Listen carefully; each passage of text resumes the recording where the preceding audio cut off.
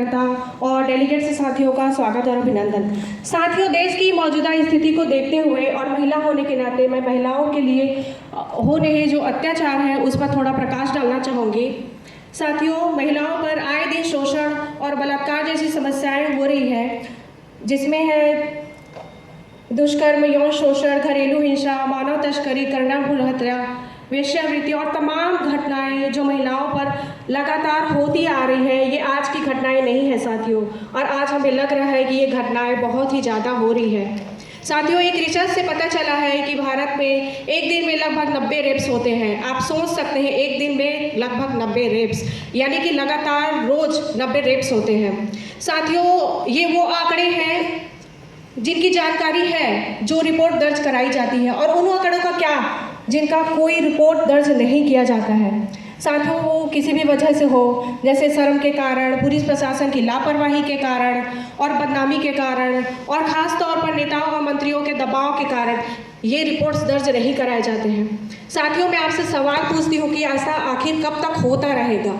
इस पर हमें विचार करने की ज़रूरत है। चलिए विचार करते हैं। साथियों, हम ऐसी घटनाओं पर प्रकाश डालते हैं और इनके कारणों पर हम चर्चा करेंगे।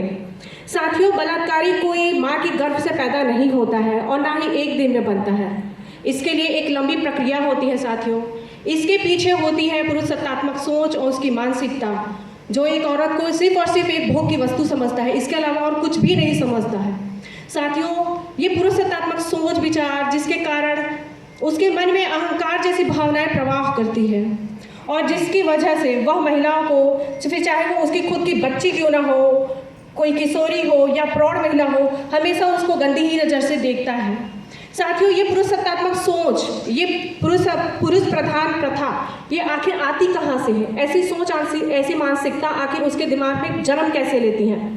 तो साथियों, ऐसी मानसिकता आती है ब्राह्मणों से, ब्राह्मणवादी व्यवस्था से, मनुस्मृति व्यवस्था से, मनुस्मृति संस्कृति और इस देश की व्यवस्था से आती है।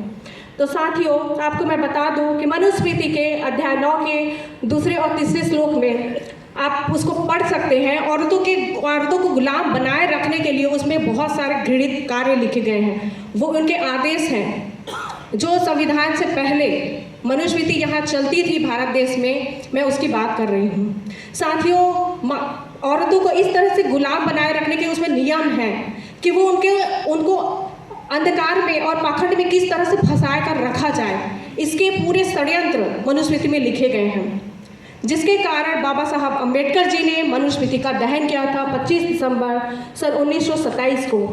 साथियों, मैं आप सभी से पूछती हूँ, मनुस्मृति का दहन हम हर साल करते हैं 25 दिसंबर को। मनुस्मृति का दहन हम हर साल 25 दिसंबर को करते हैं, लेकिन आपसे मैं पूछती हूँ कि मनुस्मृति का दहन तो हमने कर दिया, लेकिन उस मानसिकता का क्या जो यहाँ है, जो आपके दिमाग में है, इस मानसिकता का दहन आखिर कब होगा? मैं आप सभी से पूछती हूँ कि आखिर कब होगा?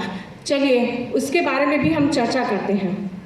साथियों, आखिर और कितनी मनीषा वाल्मीकि, कितनी मौमिता और कितनी निर्भया, आखिर कब और कितना दर्द सहे? बताइए, कितना अत्याचार सहे, कितना बलात्कार सहे? आखिर हम भी इंसान हैं, हमें भी दर्द होता है, हमें भी चोट पहुंचती है, हम भी महसूस करते हैं, रोते हैं, बिलखते हैं, तड़पते हैं, आखिर हमें भी दुख होता है। साथियों, बताइए आखिर क्या करें? मर जाए क्या? अपने बच्चों को भी मार दे क्या? बताइए। आज हम सभी तमाम बुद्धिजीवी एक जगह इकट्ठा होकर के देश की समस्याओं पर हम चर्चा कर रहे हैं। ये भी एक बहुत ही बड़ा मुद्दा है साथियों, जिस पर हमें विचार करना चाहिए। साथियों, एक और परेशानी ये है कि हम आखिर कितने बलात्कारियों को जेल में डालेंगे? आज न्याय व्यवस्था इतनी ज़्यादा खराब हो चुकी है कि न्याय पाना तो बहुत ही ज़्यादा मुश्किल हो चुका है। साथियों, और कितने कैंडल मार्च करेंगे, कितने धरना प्रदर्शन, कितने आंदोलन और कितनी आवाज़ें उठाएंगे हम? आखिर मैं आपसे पूछती हूँ कि ऐसी व्यवस्था इस भारत देश में बनाई गई है, जिसका समाधान आखिर हमें कब मिलेगा?